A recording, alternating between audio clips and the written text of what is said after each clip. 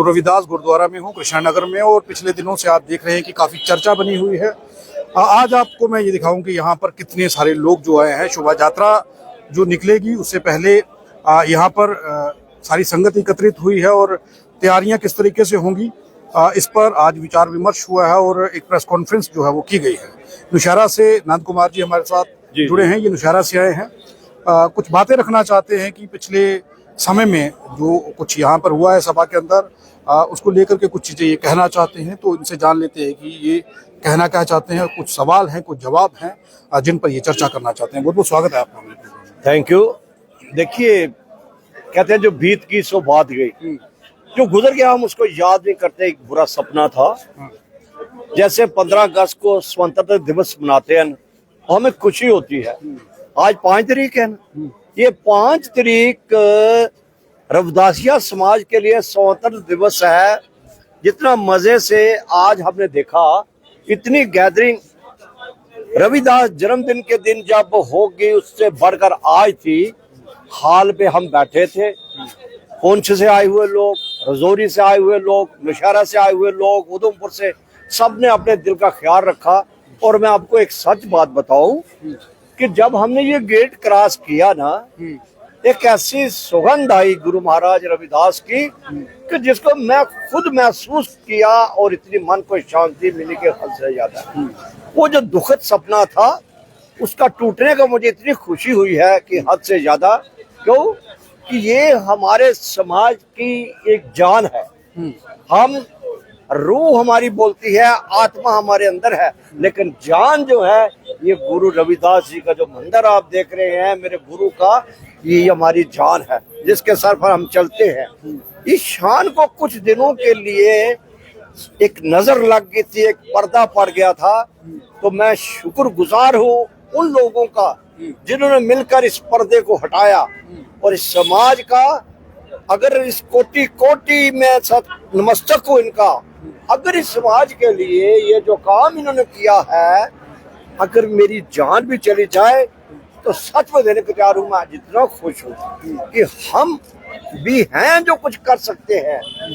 15 से पहले, 17 से पहले हम थे, करते थे, लेकिन उसके बीच में एक ऐसा कोरोना आया। एक तो कोरोना हिंदुस्तान में फैला था, लेकिन एक मंदिर में जो कोरोना आया था, वायरस था, उस वायरस को जो खत्म किया है, उस वायरस की इतनी खुशी है।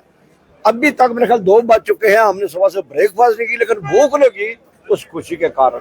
क्या देखिए, आप कह रहे हैं कि एक बुरा सपना था। जी जी। वो क्या बुरा सपना था, और वो बुरा सपना किसकी वजह से था? सीधी तौर पर अगर बात करें, क्योंकि घुमा फिरा करके कहना या फिर इस तरीके से किसे पॉइंट आउट कर रहे हैं, ये साफ कर दीजिए।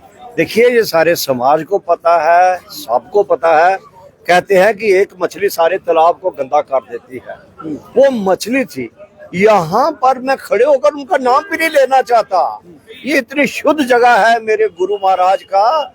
यहाँ उनके चरणों में बैठकर कहते हैं ना, अगर आपका बाप बुरा है, आपका भाई बुरा है, तो उसको भी अपने दिल से निकाल दो। सरदार, आपको एक मैं बात बताऊं, इस बड़े महापुरुषों ने कहा हुआ है कि जिस समाज का मुखिया, जिस देश का मुखिया, जिस घर का मुखिया समझदार, लायक और काबिल हो, वो समाज, वो देश, वो घर 50 साल आगे चला जाता है। ये 50 साल चला जाता है, लेकिन मुखिया गंदा होने से उस मालिक ने, मेरे गुरु महाराज ने बचा लिया। हमारा समाज बच गया, आज दोबारा रास्ते पर आ गया, पटरी पर आ गया। अब 9 तारीख को जब झांकी निकलेगी, इस झांकी की गूंज जो है आसमान से टकराएगी, आप खुद देख लेना।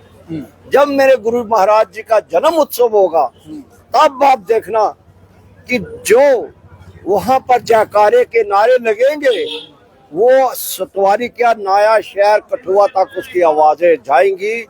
मैं आपका शुक्रगुजार हूँ कि आप यहाँ पर आए, और आपने, खासकर मीडिया का मैं बहुत शुक्रगुजार हूँ। ये सब कुछ मीडिया का जो इसमें रोल है, 40% तो मैं मीडिया को रोल कहता, जो मीडिया ने हमारा साथ दिया, हमारे बुजुर्गों ने, सब ने साथ देकर यहाँ तक ये सब जो बंधन में बंधे हुए थे, उस बंधन को इससे मुक्त किया।